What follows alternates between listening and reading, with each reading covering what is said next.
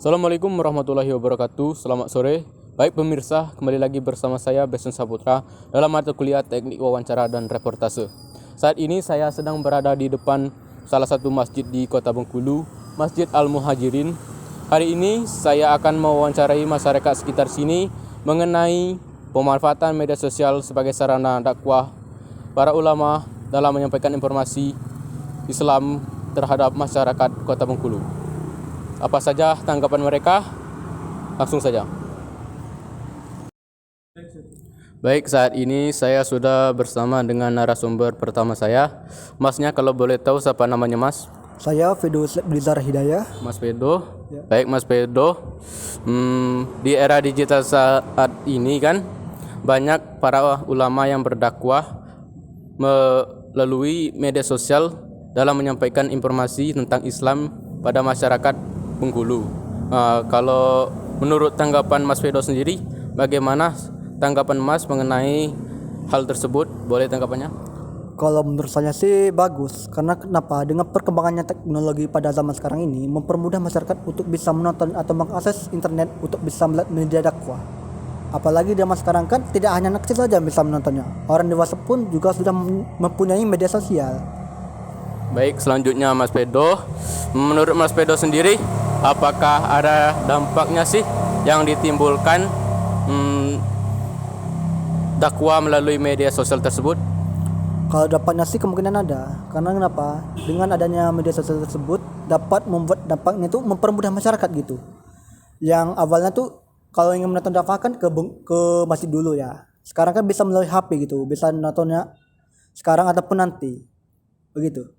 Baik Mas Fedo, satu pertanyaan terakhir. Menurut Mas Fedo sendiri, apakah efektif atau tidak sih dakwah melalui media sosial tersebut?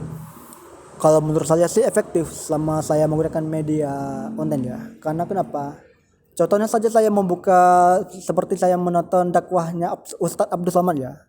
Kan mudah tuh, saya bisa menontonnya di mana saja dan kapan saja. Baik Mas Fedo, terima kasih telah meluangkan waktunya untuk diwawancara. Terima kasih Mas Fedo. Yap. Baik, saat ini saya sudah bersama dengan narasumber kedua saya. Masnya kalau boleh tahu siapa namanya Mas? Nama saya Emindra Faruji. Mas Indra. Baik Mas Indra, di era digital sekarang ini kan banyak para ulama yang berdakwah melalui media sosial. Menurut tanggapan Mas Indra sendiri, bagaimana sih tanggapan Mas Indra mengenai hal tersebut? Kalau menurut tanggapan saya pribadi sih hal itu termasuk efektif juga ya, tapi juga ada dampak negatifnya kan. Jadi saya pribadi juga nonton beberapa dari channel YouTube kan tentang Karim Basalama, Abdul Somad dan ustadz-ustadz lainnya kan. Saya rasa cukup bagus sih. Baik, selanjutnya Mas Indra. Apa menurut Mas Indra sendiri, apakah ada dampaknya sih yang ditimbulkan dakwah melalui media sosial tersebut? Untuk dampaknya mungkin ada positif negatifnya juga ya. Kalau positif mungkin kita menambah ilmu baru lagi kan. Jadi sebagai kita orang awam yang biasa nggak terlalu agamis banget kan, jadi menambah ilmunya kan. Tapi kalau dampak negatifnya saya lihat ada beberapa dari orang, mungkin beberapa oknum jadinya kesannya jadi sok tahu kan. Jadi beberapa ilmu yang didapatnya nggak ada dasarnya gitu. Saya rasa cuma itu aja. Baik, satu pertanyaan terakhir ini Mas Indra. Menurut Mas Indra sendiri, efektifkah atau tidak dakwah melalui media sosial tersebut? Menurut saya sih sangat efektif juga sih bagi orang yang mengetahui seluk-beluk tentang agama Islam kan. Tapi kalau bagi orang yang baru belajar, saya rasa kurang sih. Saya rasa cuma itu aja. Baik Mas Indra, terima kasih sudah meluangkan waktunya untuk diwawancara. Terima kasih. Baik, saat ini saya sudah bersama dengan narasumber ketiga saya. Masnya kalau boleh tahu siapa namanya Mas? Muhammad Arifki.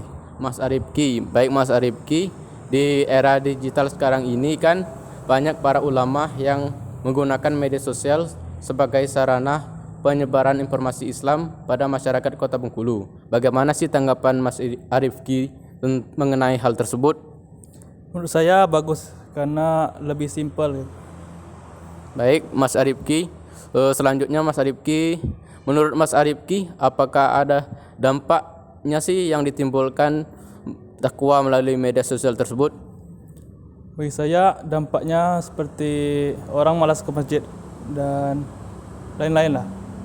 Baik Mas Arifki, satu pertanyaan terakhir.